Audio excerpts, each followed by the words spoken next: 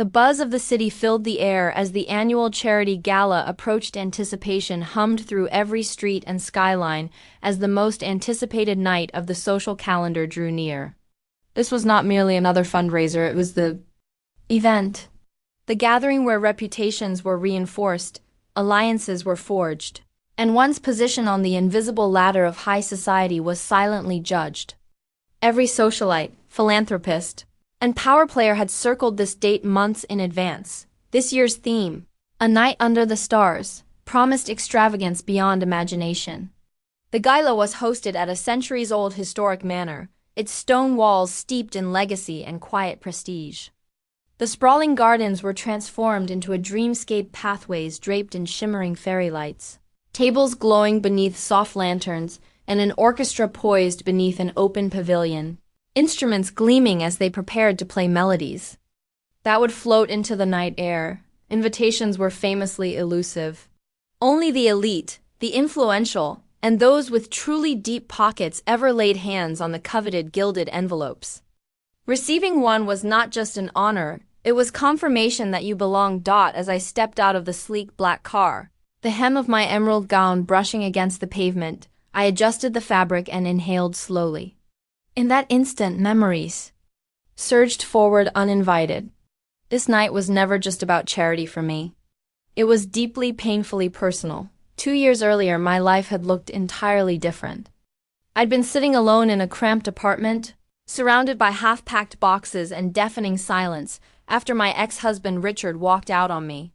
He hadn't just left, he'd traded me in for someone younger, shinier, and far more eager to climb. Claire. The divorce was swift, brutal, and humiliating. Richard had taken everything that once defined our shared life, the house, our social circle, even our dog. All that remained for me were a staggering lawyer's bill and a confidence so shattered I barely recognized myself. While Richard and Claire flaunted their romance online and paraded through elite circles, I disappeared from view. Rebuilding wasn't dramatic. It was quiet, exhausting, and relentless. I poured every waking hour into something that mattered, creating a nonprofit dedicated to underprivileged women. What began as a fragile idea scribbled into notebooks slowly grew into a movement fueled by resilience and purpose. Tonight was the culmination of that journey, though very few in attendance knew the truth. Inside the grand hall, the gala was already alive with energy. Champagne glasses clinked, laughter echoed beneath golden chandeliers, and diamonds caught the light with every movement.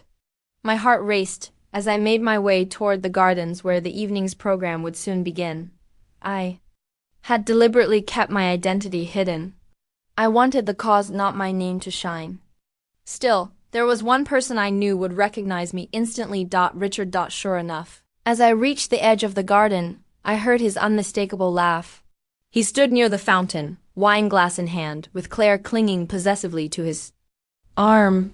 She looked immaculate, her glittering gown hugging her frame just a bit too tightly, her smile polished to perfection but utterly hollow.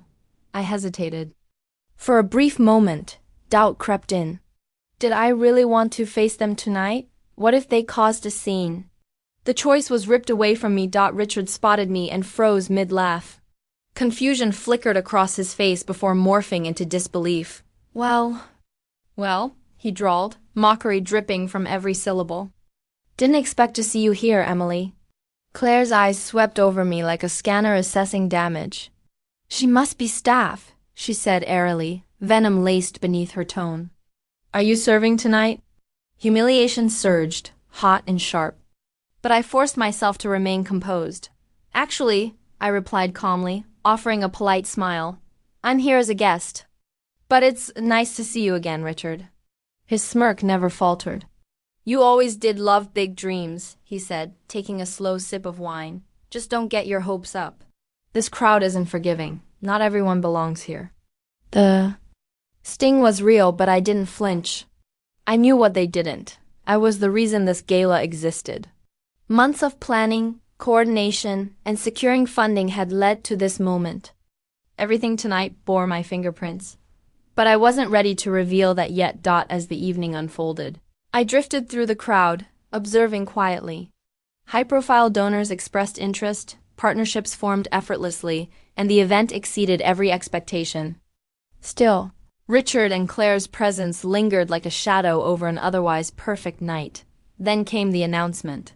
The host stepped onto the stage, voice ringing clear. "Ladies and gentlemen, tonight's gala would not have been possible without the vision and dedication of one remarkable individual. Please join me in welcoming Emily Carter, founder of Empower Women Initiative." The room erupted into applause. As I walked toward the stage, the sound washed over me, but my attention was fixed on Richard and Claire. Their faces were frozen in pure shock as I passed them. The confidence they'd worn all night shattered. Instantly, under the warm glow of the chandeliers, the room felt smaller, more intimate. Every eye was on me. "Good evening," I began, my voice steady despite the storm inside. "Thank you for being here tonight in support of an incredibly important cause." I spoke of the mission, the women we'd helped, the futures being rebuilt. With every word, triumph replaced pain. This moment was earned. When I stepped down to a standing ovation, congratulations poured in from all sides. Support when a strained voice stopped me. "Emily." Richard stood before me, Claire gripping his arm, knuckles white. Their polished masks were cracking. "That was unexpected," he said awkwardly. "Oh," I replied lightly. "I assumed you'd heard. Empower Women Initiative has been making waves lately." Claire's smile sharpened. "Funny coincidence you being here." "Coincidence?" I raised an eyebrow. "I've been working on this for months." The evening continued like a chess match, subtle jabs, whispered insults, veiled remarks. Then came the auction. A week-long retreat at an exclusive resort sparked fierce bidding. 50,000, I said, lifting my paddle. The room fell silent. Richard stared at me, stunned. "Why wouldn't I?" I replied calmly. "It's for a good cause." He backed down. I won. Later, his voice was low with anger. "What are you trying to prove?" "Nothing," I answered evenly. "Just progress." By the end of the night, they were rattled. I was invigorated, but I knew better than to relax. A week later, sitting in my office reviewing soaring outreach numbers, my assistant Jenna walked in with a newspaper. The headline made my stomach drop. "Philanthropist or opportunist?" Allegations surface against Empower Women Initiative founder. The accusations were baseless but devastating. That evening, donors began calling. Support was paused. Doubt spread like wildfire. With Jenna's help, I traced the source. A shady PR firm. Their biggest client? A corporation where Richard held a significant stake. It's him. I said, slamming the folder on my desk. "Hoin behind the smear campaign." "What do we do?" Jenna asked. "We go public." I said firmly, but not until I have something bigger. If Richard wants a fight, I'll give him one. The next move came sooner than expected. Days later, CLA showed up unannounced. A tone of our community centers. She was dressed impeccably.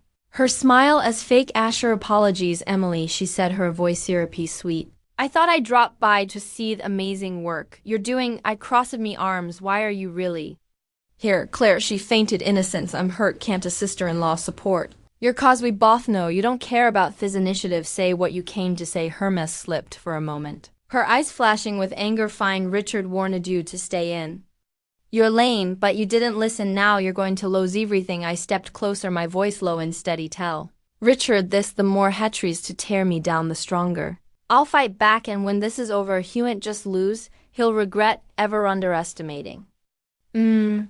CLA's smile returned, but it didn't reach her eyes. "Good luck, Emily. You'll need it." That evening, I decided to take a calculated risk. I reached out to an investigative Urshel I trusted, sharing the evidence we had on the smear campaign and Richard's connection to it. "This is risky," Jenna said as I hunt up the phone. "It's necessary," I replied. "Richard wants a war. Let'n give him one." The journalist work quickly, and within days a new article hit the headlines. "Business Dickians campaign to smear philanthropist X. The truth behind the scandal." The piece laid out Richard's ties to the firm, the baseless nature of the accusations, and his history of using underhanded tactics to crush perceived threats. It ended with a glowing endorsement of Empower Women Initiative. "Affirm our integrity." The fallout was swift. Richard's company faced backlash, with clients and investors question his ethics. CLA, ever opportunist, tried to distance herself claiming ignorance of her husband's actions, but I wasn't done. A week later, he held a press conference addressing the scandal. Head-on, I started Empower Women initiative to create change to give women a chance to rise above their circumstances. I said my voice unwaveringly faced challenges, but we've never strayed from our mission to those who tried to silence us. Let me be clear, Yao will not succeed. The room erupted in applause. And I felt a surge of creed. This wasn't just about me anymore. It weighs about everyone who believed in our cause as I left the podium. Jenna leaned in. You did it, Emily. You turned theatables. Not entirely, I said, a steelier soul in my voice. Richard and Clarence finished yet, but neither am I. The pressure was mounting for Richard and CLA. Their attempts to tarnish my reputation had backfired spectacular, but I knew better than to underestimate them. This wasn't over until I dismantled their power entirely. One evening, while reviewing our latest funding proposals, Jenna burst into my office phone and handed, "You need to see this," she said, her voice trembling with a mix of excitement and disbelief. I took her phone and saw a video making rounds on social media. It was grainy, likely captured on a hidden camera, but the audio was crystal clear. Emily doesn't deserve what she has. Rit's voice sneered. She thinks she can humiliate me and get away with it. Let's ruin her for good. And if we have to burn her organization to the ground, so be it. Claire chimed in, laughing. It's not like she has any real power. She's just playing dress up. By the time we're done, no one will even remember her name. I leaned back in my chair, letting the words sink, and this wasn't just an attack on me. It was a declaration of war. But Wolver leaked this footage had given me weapon I couldn't ignore. Jenna, I said, me voice steady. This changes everything. The video went viral overnight, igniting outrage from the public media. Outlets dissected every word, and social media erupted with hashtags like Hassaned with Emily and #exposed the Richard and CLA scrambled to do damage control, issuing a half-hearted apology, but the public wasn't buying it. Their company stock plummeted, and high-profile clients began severing ties. I watched the chaos unfold with a sense of grim satisfaction, but there was still one more move to make. A week later, Richard summoned me to a private meeting. It was a bold move. Booty suspected desperation drove him. He agreed to meet him at a luxury hotel, knowing this was my chance to end things in my terms. The conference room was opulent, but the tension was palpable. Richard was already seated, his expression a mask of forced composure. CLA sat beside him, looking equal unity. You've made quite a mess, Emily, Richard said, his voice laced with venom. No, Richard the first replied, taking a seat across from him. You did that all by yourself. He leaned forward, his tone sharp. This can end right now. Drop the public spectacle and we'll compensate to you generously. I laughed, the sound cutting through the heavy silence. Y'all think this is about money. It's about accountability. You tried to destroy Memi work and everything I built. Did you really think I'd back down?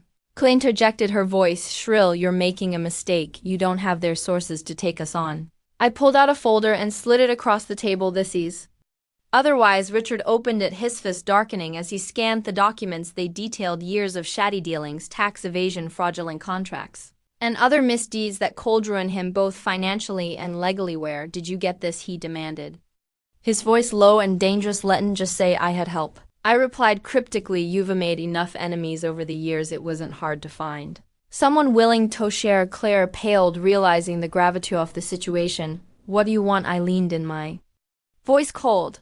I want you to step down from your company, publicly admit to your ACC, and make amends and stay out of my life for good. Richard's jaw tightened, but he knew he had no choice. Fine, he spat. You win. The fallout was swift. Richard resigned, issuing a public apology that barely concealed his bitterness. CLA retreated from the spotlight, her social media accounts going silent. Their empire crumbled, leaving them powerless and humiliated. Meanwhile, Empower Women initiative flourished. Donations poured in, and our impact grew beyond anything I could have imagined. The public rallied around us, inspired by our resilience in the face of adversity. Months later, I stood on the stage of our annual gala, looking out at a room filled with supporters. This year has been a journey, I began, my voice filled with emotion. We faced challenges, tested our strength, but we emerged stronger, more united.